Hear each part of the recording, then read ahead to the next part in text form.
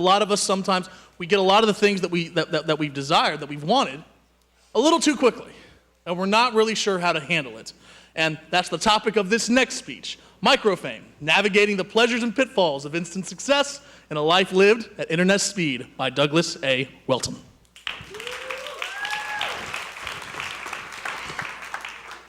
In 1968, Andy Warhol said, "In the future, everyone will be world famous for 15 minutes." Now, when Andy said this, he was talking about television. He had no clue about what the internet was. Tonight, I'm going to talk about microfame. What is microfame? How is it different from regular fame? Is it some kind of lesser fame for geeks? Is it contagious? And can you cure it if you get it?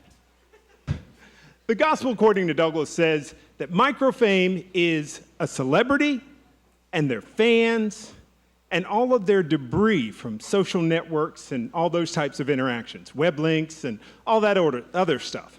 Like take, for instance, Tay-Zonday. His song, Chocolate Rain, has been viewed 71 million times on YouTube. He's gone from being a grad student in Minnesota to the front page of the LA Times.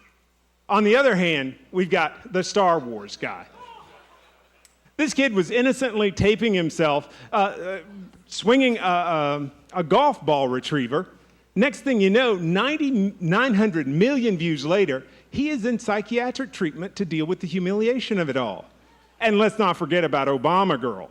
Her song from 2008, I've Got a Crush on Obama, got her a gig on Saturday Night Live and the Bill O'Reilly Show. No word as to whether or not she'll be here next year for the Democratic National Convention. Now, one thing that is not micro-famous is any celebrity with the sex tape. I'm looking at you, Kim Kardashian, Paris Hilton, China Doll, Rebecca Gayheart, Pamela Anderson, John Edwards. So how do you become micro-famous? You Google it, really. And you'll find a story at New York Magazine where they tell you, they kind of give you the step-by-step instructions on what to do. The first thing you've got to do is self-publish. Now, Rebecca Black's mom spent $4,000 to get Friday made, the worst song of all time. But 167 million views later, and Rebecca is sitting on the couch of The Tonight Show with Jay Leno. You gotta stylize. Now, Antoine Dotson had a whole lot more than auto-tune going on in that song, the Bed Intruder song. I mean, if a do-rag can't make you micro-famous, nothing can. Overshare. I mean, perhaps it is not politically correct to send pictures of your penis over the internet, but thanks to Anthony Weiner, we all know this, and it's never going to happen again. Be passionate about the things that you respond to on the internet. Do you remember Chris Crocker? He's the epitome of passion. Leave Britney alone. Right? And we all listened for a minute. Now, Jill and Kevin seem to have a normal wedding, but they got a posse involved. Next thing you know, they bust out the Chris Brown, and everybody's dancing down the aisle. Bingo. Instant micro-famous wedding. And what about Tila Tequila? She's told us to diversify. At one point in time, she was the most popular artist on MySpace. Well, if one official site is good, 5 or 6 has got to be even better, don't you think? Now, create a little bit of controversy. If you've got a 1,500-page manifesto and you need to share it with some people, you can publish it online. You could also bomb a few places and kill a few people. It's optional. Something to think about. Be persistent.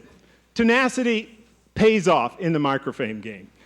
Start yourself a blog. Even if no one likes it, keep publishing it. I mean, no one said you had to be liked to be microfamous, right?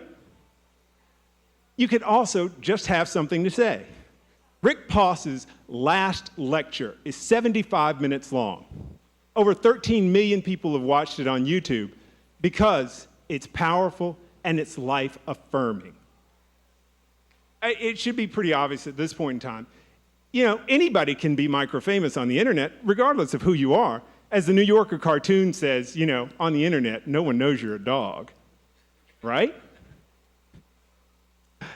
I think that the most important question we ask ourselves is, how will we be changed once our microfame has come and gone?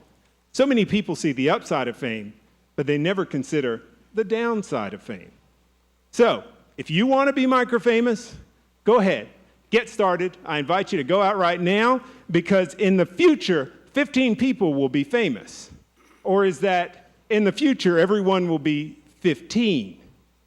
Think about it.